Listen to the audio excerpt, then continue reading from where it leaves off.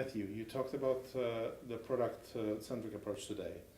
Can you tell us how this changes how IT works and how will lives of people in IT and in business change because of that? Well, it changes literally everything.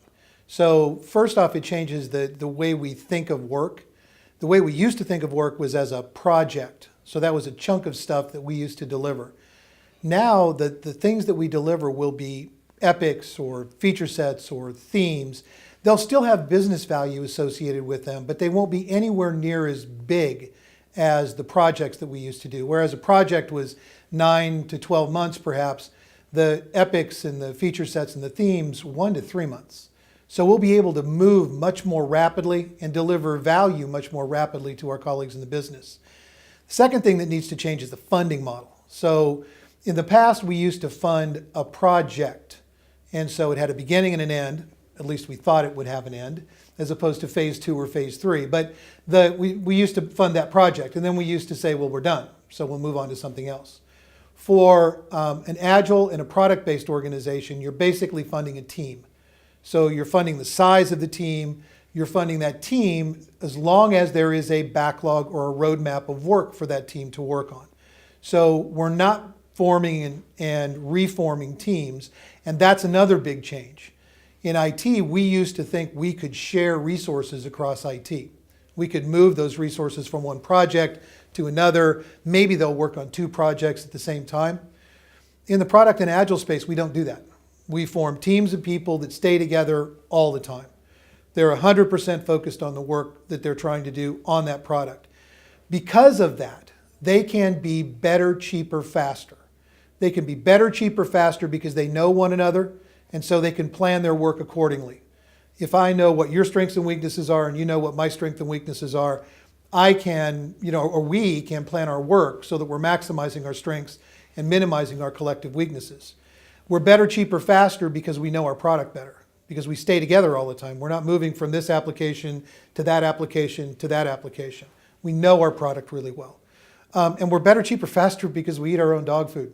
When we build something, we're much more likely to build it well than if we know we're going to hand it off to the next team someplace. So that's another thing that changes. The teaming changes.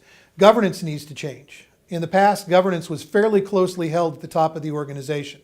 So we centralized things. We centralized project portfolio management. In the agile space, we delegate. So we have a set of funds that we will delegate to a product line manager. The product line manager has a set of funds they'll delegate to the product manager. The product manager and the product owner will then work together to figure out in what order we're going to deliver the things that we promised. And then we'll cascade the results back up. So we'll do business benefits realization, which a small minority of companies do right now. The biggest thing that you've got to change is your culture. So this is a huge cultural shift for people. We're going to trust people more. We're going to allow people to own their work more. We're going to value them as individuals more than we have in the past. So the leadership style needs to change much more from a top-down, centralized command and control way of doing things to a more collegial and not self-managed. You don't have to do self-managed, but certainly allowing people the freedom to self-organize and do the things that they need to do. So you need to become much more of a servant leader than you are an administrative, task-oriented manager. So those are the big changes. I mean, literally everything that you do has to change, but those are the broad categories. No, this is already happening. This is changes that's already taking place. Yes. How long, in your opinion, will it take until this becomes a norm that everybody is sort of used to, as they were used to waterfall? When I wrote this, so first off, I mean, it took us a long time to get used to waterfall.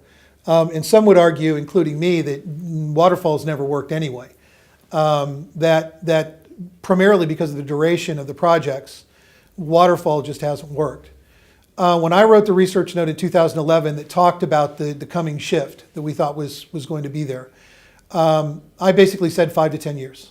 So I thought it would be a 5 to 10 year transition for a company, right? We're not talking about the broad industry, because then I said, oh, and by the way, a number of organizations won't even begin this journey for 5 to 10 years. So there are a number of clients that we've talked with when we did our survey last spring about product management.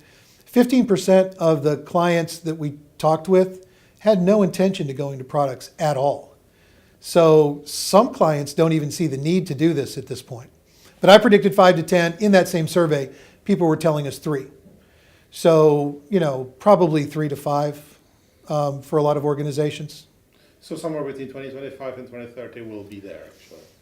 Well, individual organizations will be there. The industry at large may never get there.